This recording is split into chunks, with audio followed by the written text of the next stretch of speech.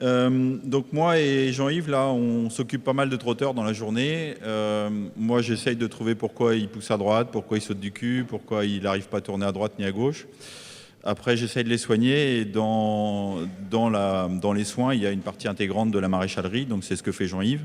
Donc il fait ça et puis surtout, le reste de sa journée, il essaye de faire en sorte que les gars viennent pas me voir. Donc il y a aussi une partie de prévention importante de la boiterie. Donc on a voulu parler du trotteur parce que pour le grand public et pour pas mal de vétos et de maréchaux qui connaissent rien au trotteur, c'est souvent un peu galvaudé, hein, cette partie-là de la profession. Alors en fait, c'est pas du tout vrai cette histoire-là, c'est-à-dire qu'il y a plein de maréchaux trotteurs qui travaillent très bien, il y a pas mal de choses qui sont bien standardisées. Et donc notre objectif ici, c'était de rapporter la pratique quotidienne de maréchaux qui font du trotteur et essayer de le présenter un peu à tout le monde pour essayer d'augmenter les connaissances de tout le monde. Donc, alors pourquoi une présentation en tandem? Parce qu'un vétérinaire qui parle devant une assemblée de maréchaux, c'est toujours un peu dangereux l'affaire. Donc Hans, il le fait parce qu'il a les deux casquettes. Bruno, il va le faire tout seul demain, mais enfin, moi, je préfère avoir un maréchal à côté de moi. Souvent, on raconte moins de conneries. Et puis aussi, c'est aussi pour montrer qu'on peut collaborer entre nos deux professions. C'est à l'AVEF, là, dont on fait partie, moi et Bruno, de la commission maréchalerie, on essaye vraiment de lancer ça, c'est-à-dire que la collaboration veto-maréchal. Et un des meilleurs exemples, c'est de pouvoir vous présenter des conférences en tandem, montrer qu'on communique entre nous tous les jours et que ça peut bien se passer. Alors, comment on a travaillé sur ce sujet-là? On a fait un groupe de travail avec des gars qu'on côtoie régulièrement. C'est-à-dire qu'il y a eu Jean-Yves, il y a eu Anthony Gouillat, qui doit être dans la salle, je ne l'ai pas vu encore. Il y a eu Luc Leroy et puis Denis. On s'est mis autour d'une table et puis on a dit, bon, bah, comment est-ce qu'on va faire pour parler de trotteur? Alors, on a lancé pas mal d'idées. Et puis, suite à ça, on s'est dit, bah, parler de ce qu'on sait, c'est bien, mais ça serait bien qu'on aille voir un peu les gars qui sont connus dans le monde du trotteur et puis pour essayer de rapporter leur expérience. Donc, on a fait un questionnaire. Ce questionnaire-là, on l'a validé un peu en interne, on a enlevé des trucs, on en a mis d'autres. Et puis après, on a envoyé Luc et Denis voir des maréchaux dans leur pratique quotidienne, de manière à ce qu'ils puissent leur tirer les vers du nez, entre guillemets, c'est-à-dire répondre au questionnaire, mais surtout qu'il y ait un échange oral, puisque la transmission des connaissances dans le monde de la maréchalerie se fait beaucoup par voie orale, donc c'était important qu'il y ait ce contact-là. Ensuite, on a dépouillé le questionnaire, et puis on en a fait une synthèse, et donc nous voilà devant vous. Donc l'hypothèse de travail, c'est de montrer que finalement, il y a quand même un bon accord entre les 10 maréchaux qu'on a questionnés sur les pratiques quotidiennes de la maréchalerie. Alors le plan de l'étude, c'est comment est-ce qu'un maréchal voit un poulain qui arrive au débourrage. Donc on a un peu zappé toute la partie élevage parce qu'on ne pouvait pas tout faire. Donc est-ce qu'il trouve que... pourquoi il dit qu'un poulain est un bon poulain? Pourquoi il dit qu'un poulain est à de bons aplombs? Pourquoi il dit qu'un poulain a de mauvais aplombs? Ensuite, on leur a posé un certain nombre de questions pour savoir quels étaient leurs principaux problèmes d'allure qu'ils avaient à régler avec leurs entraîneurs et comment ils y répondaient par la maréchalerie. Et puis ensuite, il y a une partie, c'est comment est-ce qu'on fait pour préparer des chevaux à courir déférés. Parce que vous savez que maintenant, la majorité des courses de trot en France, les courses visées se courent déférées. Hein, c'est-à-dire que les statistiques sur le prix d'Amérique sur les 10 dernières années, c'est plus de 90% de chevaux déférés.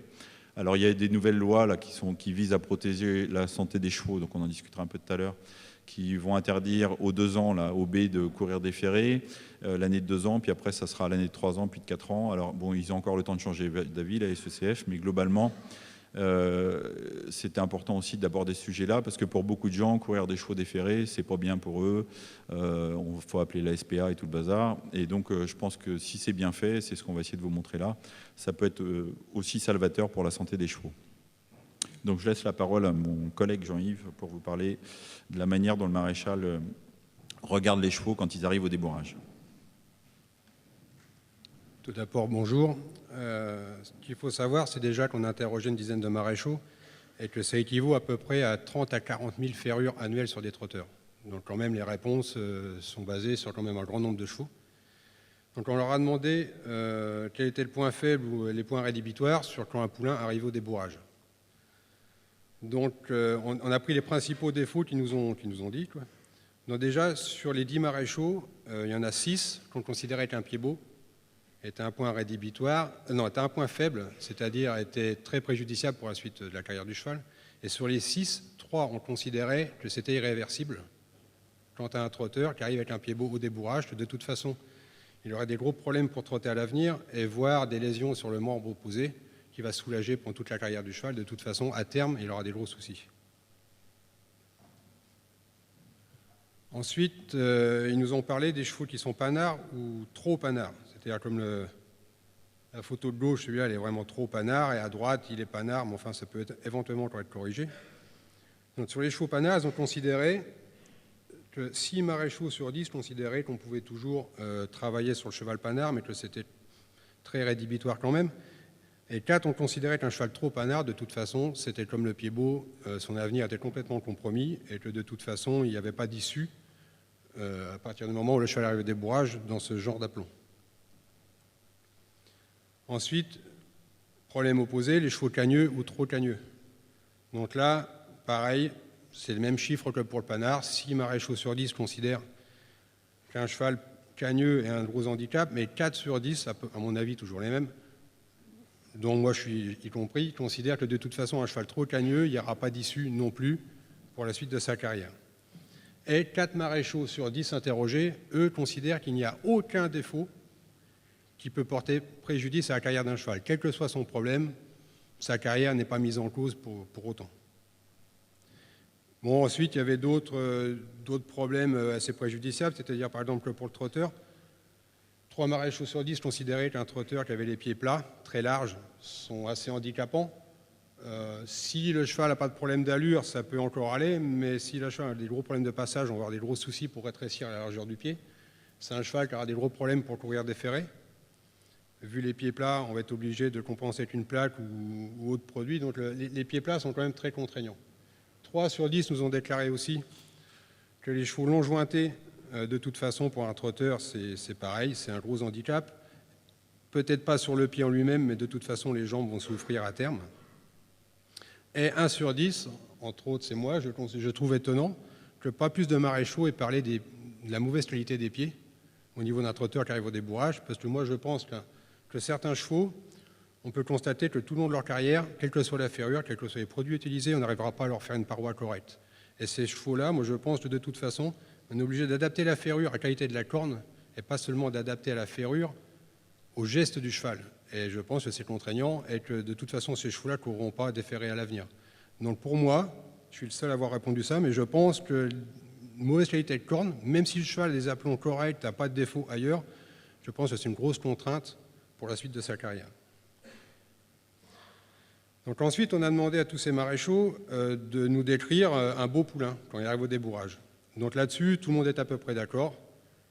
Un poulain qui n'a pas de défaut d'aplomb, qui a un dos fort, un poitrail éclaté, qui est légèrement panard derrière, qui a un pied de forme assez ovoïdale, qui a la face dorsale du pied en prolongement avec le pâturon.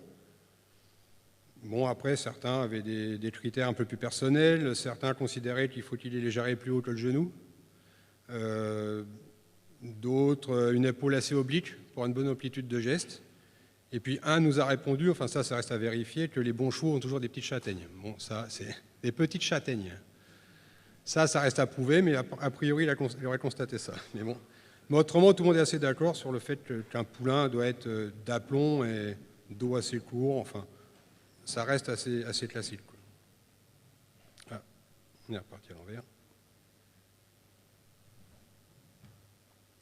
Alors ça, c'est des belles vidéos qui ont été faites par Denis, là, notre acolyte. Alors, on vous laisse un peu les découvrir. Donc, on leur a posé des questions sur, aux maréchaux, quels étaient les principaux problèmes d'allure qu'ils avaient à régler. Et donc, je vous laisse un peu regarder tout ça. Donc, c'est un beau petit cheval, hein, voilà. Il a gagné de l'argent, hein, ce cheval-là. Il a eu 200 000 € de gains. Donc, c'est pas forcément rédhibitoire. Et donc, bon, si tout le monde est d'accord, on a une allure à 2 temps. Donc, ça, c'est déjà assez bien. Et qu'on a un temps de suspension. Par contre, est-ce que tout le monde a vu le défaut d'allure? Ceux qui ne l'ont pas vu ne mangent pas ce soir. Vous regardez les bipèdes. Donc ça pose, qu'est-ce qui pose en même temps? Alors qui a trouvé? Levez la main. Il y avait quelque chose dans le café ou quoi là? Non. Donc vous regardez la posée de l'antérieur droit, est-ce qu'elle se fait en même temps que la posée du postérieur gauche ou la posée du postérieur droit? Donc ça se fait par bipède latéral. Donc c'est un bravo.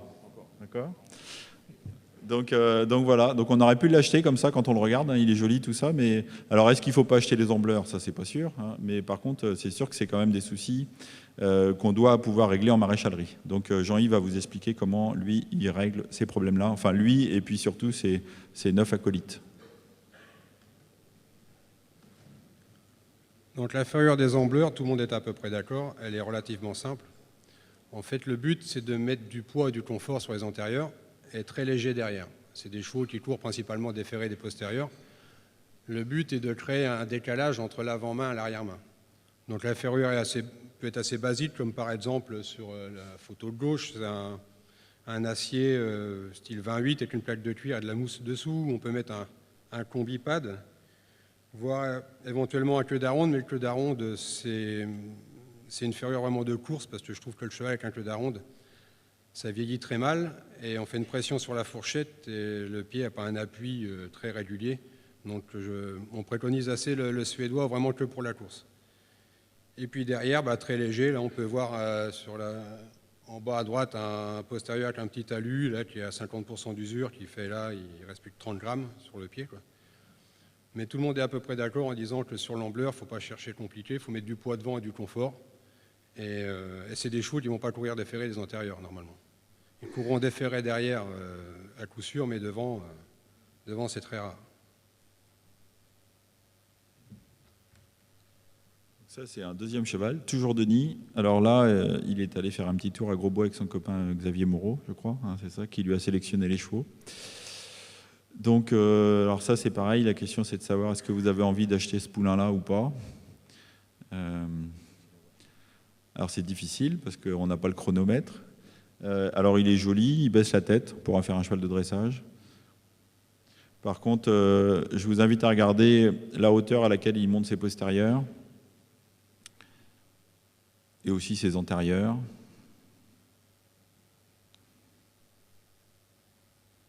Dans le monde du trotteur, on parle de chevaux qui trottent gros, mais il y a plein de termes différents. Donc alors il y a un terme un peu anglais qui est utilisé, donc qui a trouvé? Est-ce qu'il y a des maréchaux qui font du trotteur dans la salle? C'est un stepper. Voilà, c'est ce qu'on appelle un stepper. Alors le stepper, en fait, il monte exagérément. Il a des mouvements exagérés. Alors si on voulait en faire un cheval de dressage, on trouverait que c'est bien parce qu'il trotte en extension. Sauf que la vitesse, c'est la répétition, hein, c'est pas l'amplitude. Donc un cheval qui est trop beau à regarder trotter, c'est un peu compliqué parce qu'il n'est pas efficace, hein. Et puis en plus, on peut avoir des risques d'interférence. Donc ça, c'est un magnifique stepper ou un cheval qui trotte gros. Il y a dans le monde de la maréchalerie. Après, toi, tu les appelles comment, toi, Jean-Yves? Les steppers, voilà. Donc c'est le truc commun. Donc Jean-Yves va vous expliquer un peu comment on gère ces steppers avec la maréchalerie. C'est pareil sur les steppers, c'est un peu comme sur les ambleurs. Les maréchaux qu'on a interrogés étaient tous à peu près d'avis. C'est-à-dire que sur les antérieurs, rester sur une ferrure basique, classique, mis à part s'il a d'autres problèmes devant, mais enfin sur le stepper qui a des problèmes que sur l'arrière-main, devant une ferrure simple, petit rainé, enfin acier, enfin ce qu'on veut, c'est pas un souci. On peut éventuellement mettre une petite pince carrée pour faciliter le départ du pied, mais le problème, il n'est pas devant. Mais le but derrière, c'est de freiner l'arrière-main au maximum. Donc on peut mettre plein de choses qui freinent, c'est-à-dire fer à l'envers, fer à planche, plastique, enfin tout ce qu'il faut pour freiner. Reste à savoir que les fers à planche et les plastiques, c'est des ferrures qui peuvent avoir des effets délétères sur les boulets, sur le suspenseur, donc c'est des ferrures relativement temporaires. Et c'est des chevaux, de toute façon, les steppers, 9 fois sur 10 pour déferrer des postérieurs, voire déferrer des clates. C'est le pur cheval à déferrer des clates, le stepper, pour freiner l'arrière-main. Mais tous les maréchaux interrogés ont eu la même réponse. De toute façon, il n'y a que freiner l'arrière-main, et c'est la seule chose à faire.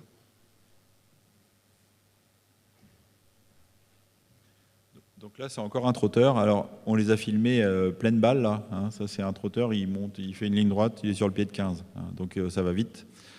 Et Denis, il n'avait même pas peur parce qu'il restait en face du cheval quand il venait pleine bille sur lui. Alors, de temps en temps, on l'a attrapé pour qu'il s'en aille.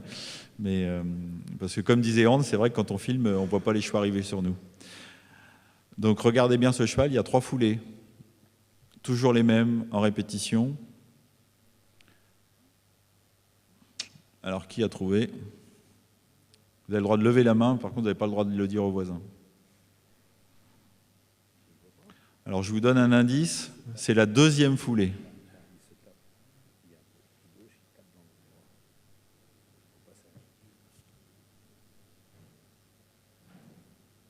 Est-ce qu'il y a des gens qui ont trouvé? Alors, je vous donne un autre indice. C'est l'antérieur gauche du cheval, c'est-à-dire celui qui est à droite de l'écran.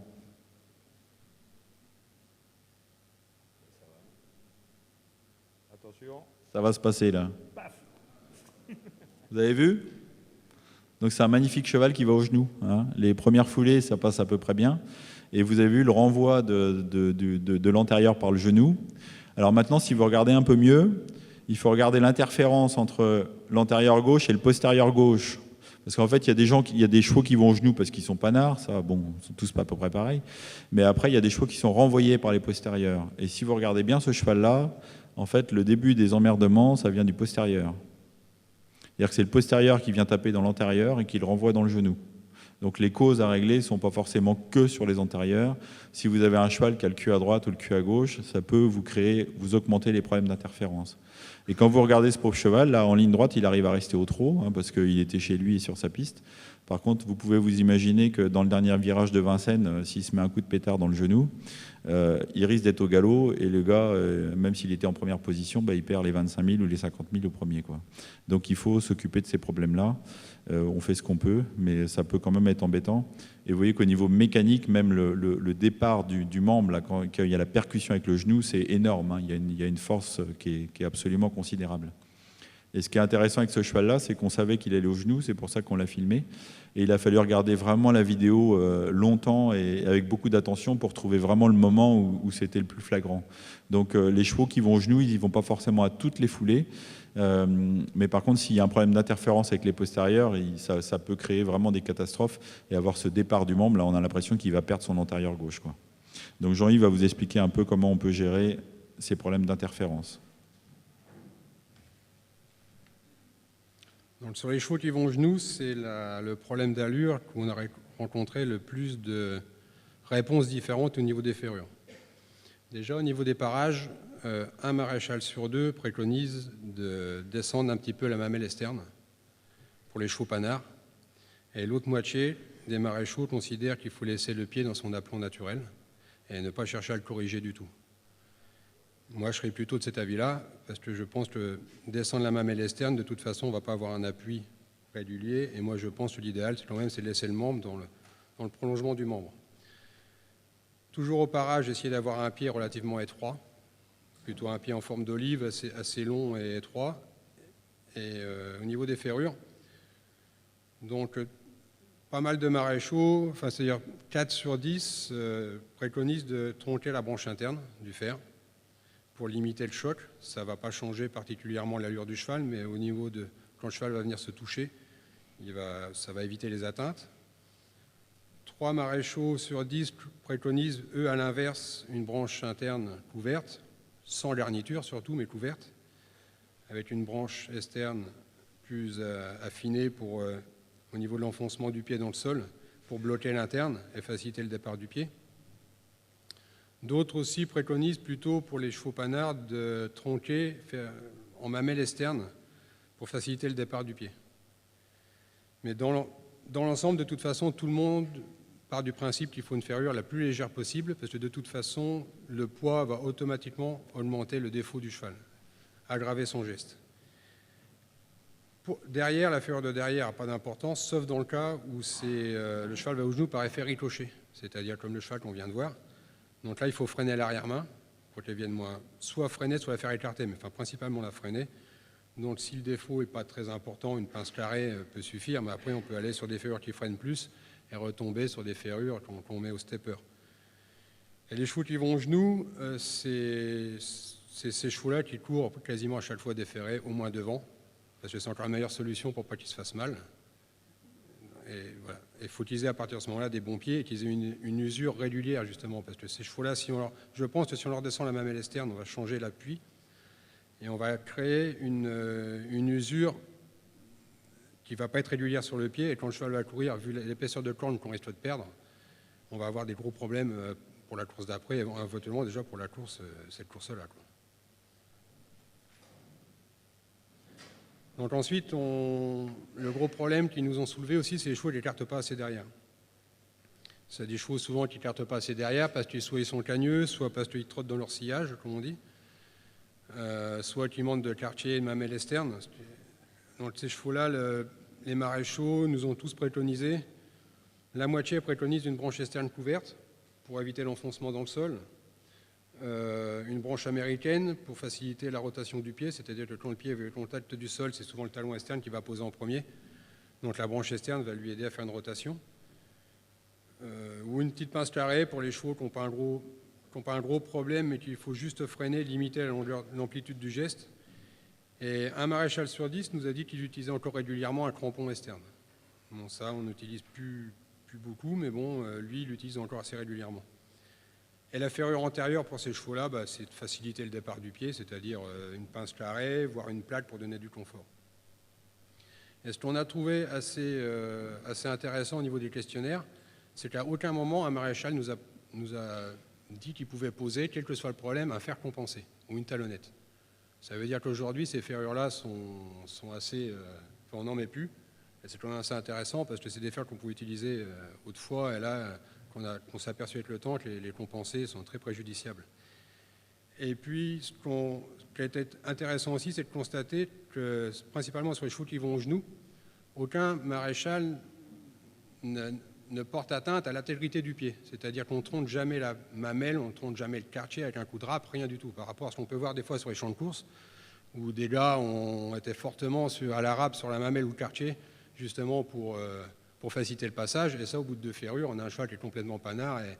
Et aucun des 10 maréchaux qui font que du trotteur ne préconise ça. Au contraire, le pied, lui, il reste de toute façon, même quand le fer est tronqué, le pied reste intégralement dans sa forme. Et ça, c'est intéressant parce que on ne voit pas toujours ça, et ça prouve quand même que tout le monde s'est rendu compte du fait.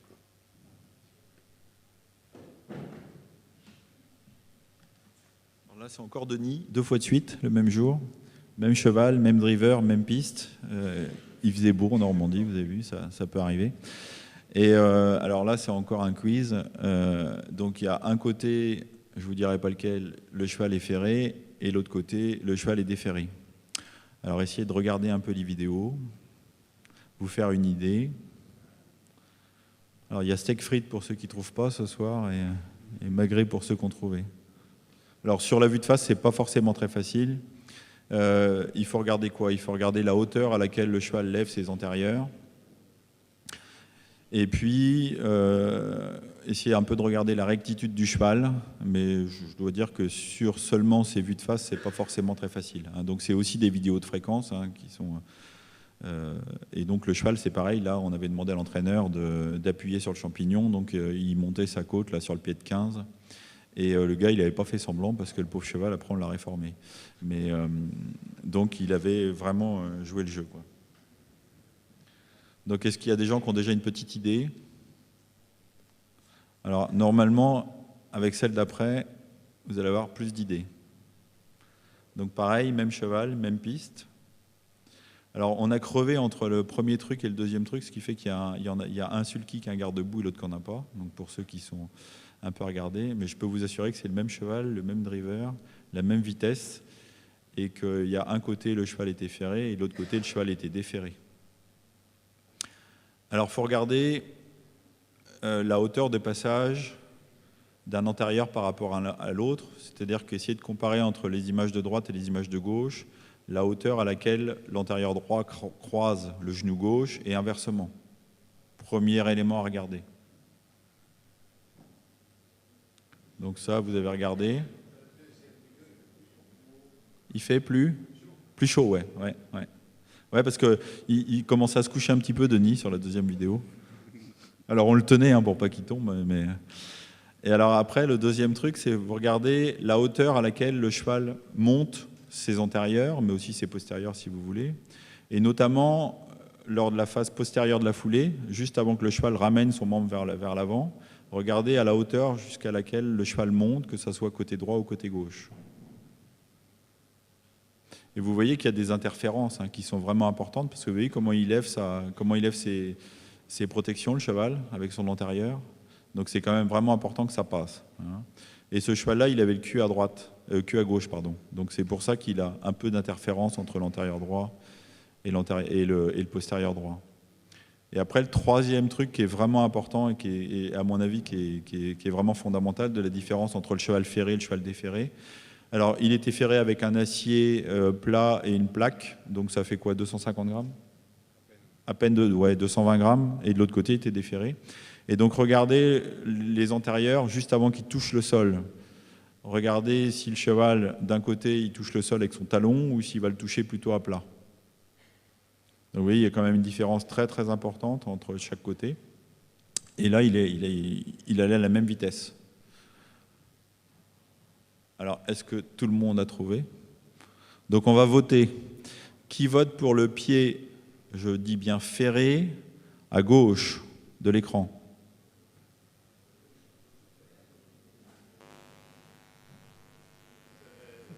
Le pied ferré à votre gauche, à votre gauche. Et qui vote pour le pied ferré à votre droite? Bon, ils ne sont pas trop nuls, ils vont pouvoir bouffer. Donc vous avez vu la différence qui est vraiment notable, c'est-à-dire que vous avez des mouvements articulaires qui sont extrêmement différents avec le poids ou avec autre chose. Et notamment lors de la phase d'impact, c'est considérable. C'est-à-dire que le cheval ferré, vous avez un effet de fléau et il vient taper sur son talon, alors que s'il est déferré, il a un posé qui est quasi à plat. Et puis il monte beaucoup moins haut derrière, donc vous avez des mouvements, des contraintes articulaires qui sont beaucoup plus faibles sur un cheval déferré que sur un cheval ferré. Alors est-ce que c'est bien, est-ce que c'est pas bien? Ça faut qu'on en parle. Et puis est-ce qu'il y a des moyens de faire en sorte que le cheval, quand il court ferré, les bénéfices liés à ces diminutions de contraintes articulaires ne soient pas anéantis par d'autres inconvénients. Donc ça, c'est ce qu'on va discuter maintenant. Mais c'est quand même vraiment intéressant. Moi, j'avais jamais vu de vidéo comme ça, ferré et déferré. Donc heureusement, on a eu Denis qui est venu faire ça. Et moi, je ne m'attendais pas à avoir autant de différences et que ça soit aussi visible, parce que c'est quand même intéressant. Et encore une fois, l'entraîneur, là, il a vraiment joué le jeu, et on a eu la chance d'avoir un cheval qui s'y prêtait bien. Et vous voyez que c'est quand même extrêmement important. Alors je vous montre qu'un cheval, donc ça c'est sûr que ça serait peut-être bien de le vérifier sur plein de chevaux, mais c'est le ressenti qu'on a tous les jours. C'est-à-dire que moi, dans ma clientèle de trotteurs, si vous avez un cheval qui va pas bien, qui va au genou et tout ça, c'est sûr qu'on essaye de faire en sorte que le jour J puisse courir déferré. Et si vous pouvez pas le faire, on est quand même un peu emmerdé en termes de performance. Donc voilà, donc maintenant Jean-Yves va vous expliquer comment est-ce qu'on peut faire pour amener les chevaux à pouvoir courir déferré en toute sérénité, sans que Brigitte Bardot arrive à la sortie de la piste parce que le cheval a les pieds en sang. Alors déjà, pour amener un cheval à courir déferré, le principal, déjà, c'est le parage à la base. Donc il faut bénéficier d'un pied ou une paroi solide, une sole assez dure, des barres assez fortes aussi, une fourchette bien nourrie, un pied de forme assez ovoïdale, de profil, une face dorsale qui est bien dans le prolongement du pâturon. Pas trop de talons, parce que plus on laisse du talon, plus on est susceptible d'avoir des sèmes. Et l'idéal, c'est qu'une fois pareil, la hauteur du talon par rapport aux fourchettes, c'est que la fourchette vienne bien à l'appui quand le cheval pose son pied, pas quand le pied est en l'air, à l'appui, que la fourchette vienne juste au contact. Et là, on a les photos d'un pied qui peut courir déferré dans 15 jours, 3 semaines. Donc pour amener en plus le cheval à courir déferré, il faut faire une ferrure d'entretien, c'est-à-dire amener la ferrure dans les meilleures conditions pour que le cheval ait les meilleurs pieds possibles. Donc tous les maréchaux qu'on a interrogés, 7 sur 10 utilisent des petits aciers ou des petits rennais avec des plaques. Et les 3 restants utilisent des alus, dont 1 avec des plaques. Ça veut dire que 8 maréchaux sur 10 mettent des plaques, et plaques de cuir exclusivement. La plaque de cuir, c'est pas le but de la plaque de cuir, c'est pas qu'elle amortisse plus que le reste, parce qu'on a aujourd'hui des plaques qui sont beaucoup plus amortissantes. Mais l'avantage de la plaque de cuir, c'est qu'elle va prendre l'empreinte du pied. C'est elle qui va s'adapter au pied et pas le pied qui va s'adapter à la plaque. Ce qui fait qu'on n'aura aucune lésion au niveau du pied. Et en plus, comme c'est une matière naturelle, c'est très confortable pour le cheval. Et en dessous, on va mettre un bon carré de mousse relativement épais qu'on met en pression et qu'on beurre préalablement le goudron de Norvège, ce qui permet à la sole de durcir et de lui donner de la dureté et une bonne fourchette bien nourrie. Alors, mettre que des alus, ça peut, à mon avis, c'est très préjudiciable. On peut voir là sur la photo, c'est un postérieur qui est ferré exclusivement en alu, et ce genre de pied, de toute façon, ne courra pas déferré. Avec la paroi qu'il a, ça sera bien impossible. Et je pense qu'un cheval comme ça aura une plaque de cuir entre l'alu et le pied. Je pense qu'à terme, on lui aurait refait la paroi et il aurait une meilleure qualité de pied et aurait pu à l'avenir courir déferré. Dans le cas présent, c'est impossible. Mais l'ensemble des maréchaux reste sur une ferrure relativement basique et toujours avec du cuir. Donc 8 sur 10 mètres du cuir.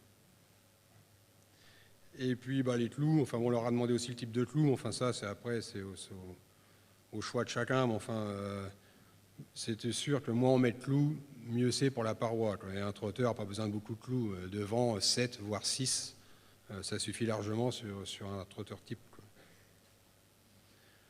Donc la ferrure avant-course, ce qu'on a vu avant, c'est la ferrure d'entretien et la ferrure avant-course, c'est-à-dire qu'on est obligé de referrer le cheval dans un délai plus ou moins long juste avant la course. Donc là c'est pareil, les maréchaux ont des délais assez pas aléatoires mais assez différents. 1 sur 2 refaire le cheval de 1 à 5 jours avant la course, 2 dans la dizaine de jours et 3 les faire refaire 3 semaines avant la course. Je pense pour mon cas personnel que 3 c'est trop long.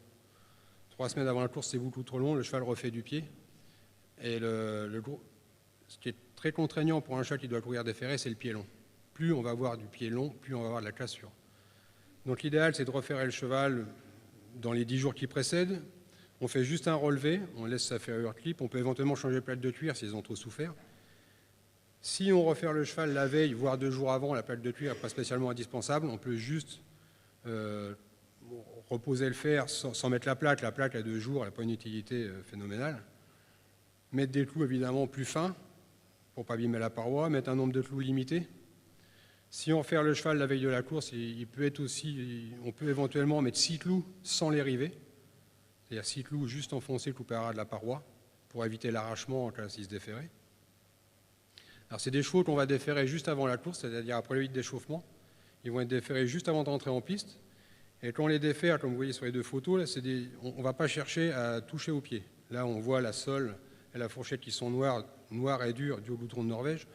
On va juste donner un coup de râpe pour casser l'angle, pour éviter tout arrachement.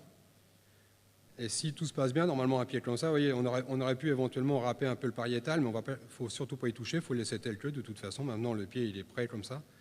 Et ça, c'est un cheval, normalement, quand il va rentrer de la course, il aura le pied dans le même état que vous le voyez en partant. Là.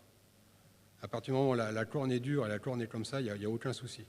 Et plus on va laisser du pied, si par exemple vous preniez un cheval qui a été ferré 5 à 6 semaines avant, au début on pensait ça, c'est qu'en laissant les pieds longs, on s'est dit qu'il va y avoir moins d'usure qui va protéger, et c'est une catastrophe parce que c'est là qu'on casse tout. Il y a des arrachements, on ne fait pas le coup de râpe adéquat. Donc, pour tout le monde, la plaque de cuir, en fait on reste sur une ferrure très classique et acier, rainé. Le tout, c'est de faire une pousse de corne, de jouer sur l'espacement des ferrures. En amont, les ferrures d'entretien, il faut bien les espacer pour laisser de la pousse de corne, avoir de la bonne matière.